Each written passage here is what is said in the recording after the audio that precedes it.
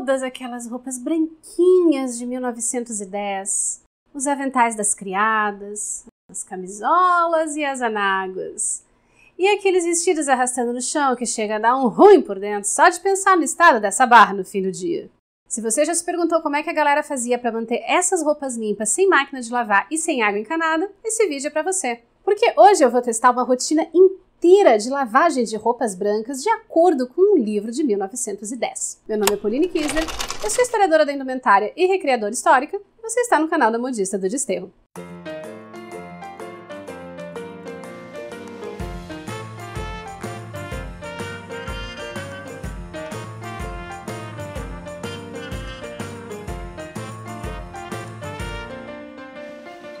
Olá, modisters! Tudo bem com vocês aí desse lado? Se você está caindo de paraquedas aqui, seja muito bem-vindo! Nesse canal nós falamos sobre história da moda de uma forma geral, mas a gente não fica só na teoria, a gente vai para a prática. Então tem muito teste e também muita coisa dando errado. Vocês só me conhecem aqui do canal e desse cenáriozinho meio vintage, mas a real sobre mim é que eu sou uma pessoa absolutamente moderna. E eu sou totalmente fã da possibilidade de pegar todas as roupas que estão no cesto de roupa, enfiar elas dentro da máquina e deixar a máquina de lavar fazer o seu trabalho. E sigo aguardando ansiosamente pelo dia em que a máquina vai estender as roupas para mim também. Mas em nome da ciência e do entretenimento dos meus queridos modistas, eu estou aqui disposta a me sacrificar e seguir a tal rotina de lavagem de roupas brancas inteirinha, do jeito como ela seria feita em 1900, 1910 até 1920, mais ou menos. Então já senta seu dedinho nesse botão de like, se inscreve aqui no canal, ativa as notificações e vem comigo pra gente liberar o nosso lado lavadeira e fazer um bocado de fofoca histórica juntos. Lavar e cuidar das roupas nunca foi apenas sobre higiene. Roupas limpas e bem cuidadas comunicam a ideia de asseio, de cuidado pessoal, mas também de status social.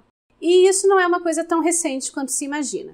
Apesar da ideia de que a Europa medieval era um grande reino de pessoas que nunca tomavam banho e viviam fedidas, a realidade era um pouquinho diferente. As pessoas lavavam as suas roupas e sim, elas tomavam banho. Mas considerando que ainda não existia a tecnologia de água encanada e a maioria dos produtos que nós usamos hoje, como sabonetes e sabões, não eram comprados prontos, precisavam ser fabricados ainda do zero, tudo isso acabava tornando essas tarefas um pouquinho mais difíceis. O primeiro problema era a água.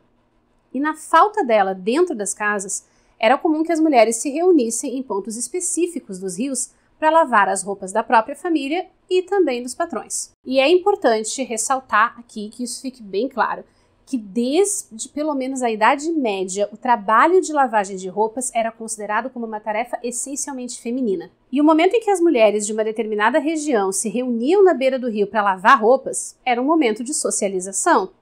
Elas conversavam, trocavam conhecimentos e informações, se davam conselhos, organizavam a comunidade. As roupas lavadas com maior frequência eram as brancas, roupas íntimas, toalhas de mesa e roupas de cama.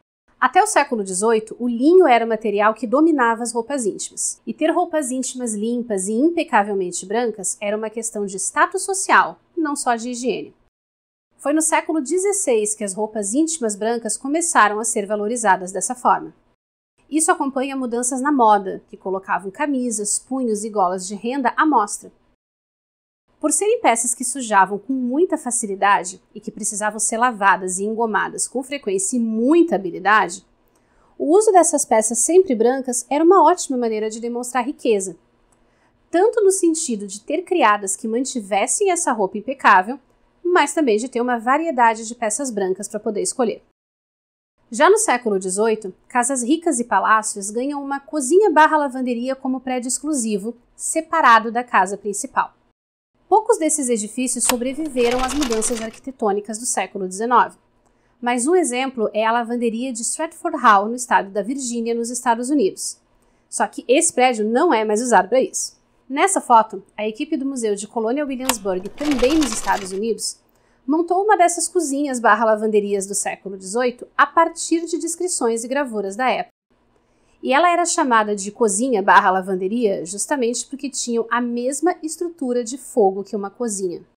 O fogo era muito importante porque todos os manuais de economia doméstica, de administração da casa desde a Idade Média, aconselhavam que era necessário sempre ter água quente por perto, no momento em que se fosse fazer a lavagem não só das roupas íntimas, mas das roupas brancas de uma forma geral. E separar a lavanderia da cozinha da casa era muito importante para que no dia de lavagens de roupa, a cozinha não precisasse parar completamente, o que era uma coisa que acontecia com muita frequência na casa das pessoas comuns. Nas grandes cidades, que cresceram muito nos anos 1700, surgiram também as lavanderias comunitárias, que eram basicamente tanques a céu aberto ligados a alguma fonte de água próxima e que eram usados pela população urbana pobre. Inclusive, a gente ainda encontra várias dessas lavanderias ou tanques comunitários aqui no Brasil, como a Bica da Carioca, que foi construída na cidade de São José, aqui pertinho de mim, em Santa Catarina, em 1840. Principalmente no século XIX, esses tanques comunitários também eram uma maneira de tentar controlar esse momento de lavagem de roupas. Nas cidades europeias, existem vários relatos de brigas, pequenos furtos e contrabando acobertados pelas lavadeiras na beira dos rios nessa época.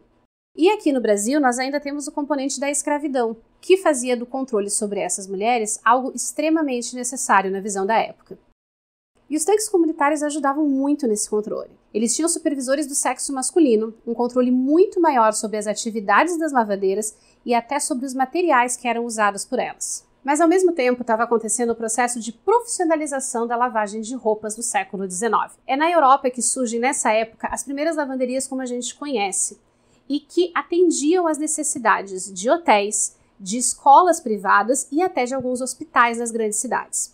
Com o passar do tempo, as lavanderias começaram também a atender famílias ricas, ou retirando as roupas da casa para lavagem, ou enviando um profissional para lavar as roupas na casa da própria família. Isso porque, a partir de 1850, as casas das pessoas mais abastadas passam a contar com suprimento de água encanada, e passam a ter uma parte da casa, um cômodo ou um conjunto de peças dedicado exclusivamente para que as roupas fossem lavadas e passadas. Não mais uma construção do lado de fora, mas uma peça incorporada à estrutura da casa. Uma das coisas que ajudou nesse processo foi a invenção de vários equipamentos destinados à lavagem de roupas, como a primeira máquina de lavar, de 1766, que era movida a manivela e foi sendo aperfeiçoada ao longo do século XIX. Um fervedor de roupas, feito de ferro ou preferencialmente de cobre, e que era alimentado com fogo. E os rolos de espremer a roupa, que facilitavam na hora de retirar a água do tecido entre as lavagens e também faziam com que a roupa secasse um pouco mais rápido. Só que não bastavam todos esses equipamentos sem que as criadas soubessem como usá-los. Aí entrava a profissional enviada pela lavanderia para supervisionar e organizar o trabalho.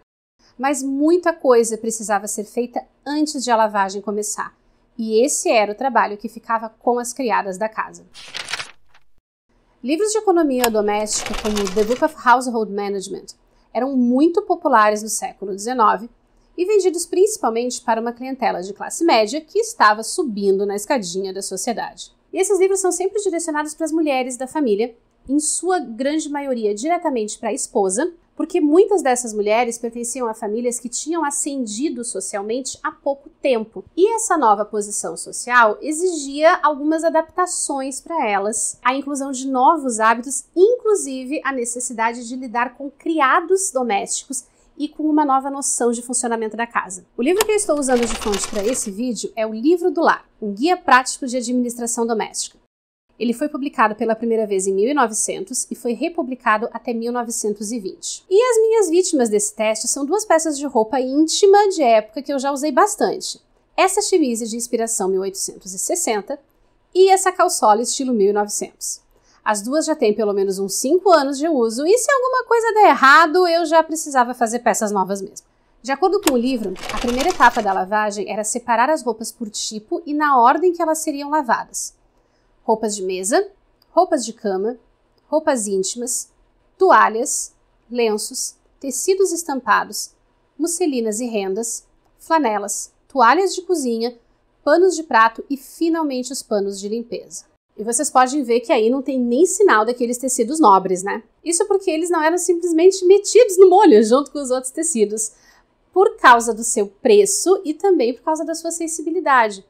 Tecidos de seda precisavam ser limpos só no local onde eles estavam sujos, porque a seda é extremamente sensível à umidade. E dependendo da qualidade da lã, ela não pode molhar, porque senão ela não só encolhe, como a fibra dela pode torcer também. Então todo o cuidado para lidar com essas roupas era pouco. O segundo passo era examinar as roupas e fazer os consertos necessários. Remendos, refazer costuras, pregar botões e ganchinhos que estivessem frouxos. Como as minhas peças estão razoavelmente de boas, eu nem precisei fazer muita coisa. O terceiro passo era a remoção de manchas. E o livro recomenda que, idealmente, elas fossem tratadas na hora, para não destruir o tecido mais tarde. O quarto passo é colocar a roupa de molho, e era aqui que a lavagem realmente começava. O livro fala que todas as peças brancas devem ser deixadas de molho em água por no mínimo 12 horas, e é isso, tá? Sem sabão, água em temperatura ambiente, e é isso. E a função desse molho prolongado seria amolecer a sujeira que tivesse agarrada na fibra da roupa. Então aqui estou eu às 5 da tarde, enchendo um bacião com água para colocar essas peças de molho e lidar com elas só amanhã de manhã. Bom dia, gente! Dia de sol é dia de lavar roupa. Tirei as roupinhas do molho, espremi o excesso de água e preparei 2 baldes. Um com água fria e outro com água fervendo. Nessa parte, o livro manda ensaboar as peças e esfregá-las numa água tão quente quanto as suas mãos aguentarem.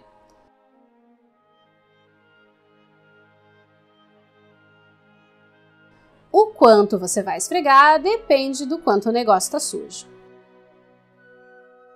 Como depois disso tudo as minhas roupas já não têm mais o mínimo sinal de mancha, eu vou me dar o direito de pular a 5ª etapa desse processo, que seria colocar essas roupas para ferver num caldeirão de cobre durante 30 minutos em água com lascas de sabão. Mas por um acaso as minhas roupas estivessem amareladas, eu ainda precisaria seguir o 6º passo, que é colocar essas roupas para quarar.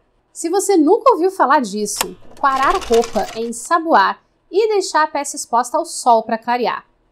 No século XIX, isso era feito colocando a peça aberta na grama por cerca de 2 a 3 horas. Troquei a água da bacia por água fria para poder enxaguar bem essa roupa. Tirei o excesso dela com tanta delicadeza quanto as minhas mãos conseguem e agora vamos esvaziar e encher a bacia de novo. O próximo passo é ressaltar o branco das peças. E nós vamos usar anil daqueles de mercado mesmo. Coloco o anil num saco de flanela branca e vou mergulhando na água até ele começar a soltar a cor. A cor que a gente quer é um tom de céu de verão e a gente testa assim, na mão. Agora é torcer e colocar para secar no sol. E na hora de secar, a roupa precisa ser colocada do avesso e sempre pendurada pela sua parte mais forte. E uma coisa que eu achei muito curiosa dessa rotina de lavagem é que as roupas não secavam completamente no varal. O livro é bem explícito sobre a necessidade de tirar essas peças ainda levemente úmidas e fazer com que elas terminassem de secar com o calor do ferro de passar. Então é isso que eu vou fazer. Primeiro a chemise com todo carinho, porque meu ferro é um assassino de tecido. E por último, a calçola. E uma coisa muito importante sobre o ferro de passar, que valia na época, mas vale pra gente hoje. Sempre passe a roupa pelo avesso, porque isso evita que determinados tecidos, principalmente aqueles que são um pouco mais sensíveis ou que são fibras misturadas, acabem ficando com aquele aspecto brilhoso que fica feio na roupa. A roupa definitivamente não fica cheirosa, gente. O que cá entre nós é meio decepcionante porque a gente está acostumado com os amaciantes de roupa e a gente associa imediatamente o perfume do amaciante à noção de cheirinho de limpeza. Mas vários livros dessa época trazem receitas de sachês de flores, principalmente lavanda e flor de laranjeira, para serem colocados nos armários e gavetas. Então talvez essa fosse a fonte do cheirinho de limpeza do armário da vovó. Eu achava que as peças estavam até passáveis antes, mas cara, o efeito do anil é incrível e eu não dava nada por ele. E assim nós aprendemos a não ignorar os saberes tradicionais, não é mesmo? Apesar de o Sr. Modisto ter me ajudado não só operando a câmera, mas também com o vai e vem de água, essa foi uma experiência muito cansativa. E ela seria uma experiência cansativa mesmo se eu não estivesse grávida. E olha que o que eu lavei foi praticamente nada, então dá para ter uma noção ainda que mínima do que era a exigência física de esforço em cima dessas mulheres praticamente todos os dias. Mas ficou tudo muito limpinho e eu me sinto uma deusa das donas de casa. Só que eu nunca mais vou fazer isso na minha vida, muito obrigada.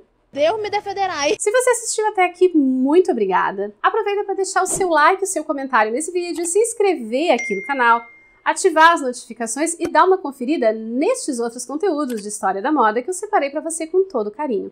Hoje eu tô gravando o vídeo com o teste de uma rotina de lavagem de roupas brancas de 1910. Porque vocês vivem me perguntando como é que as pessoas mantinham aquelas roupas limpas. Improviso total, né? Porque a pessoa moderna mora numa casa com tanquinho pequeno que não dá pra fazer essas coisas. Então eu tenho que vir pro lado de fora pra fazer improvisado. Com direito a caixote plástico, hein? Isso aqui o YouTube não mostra.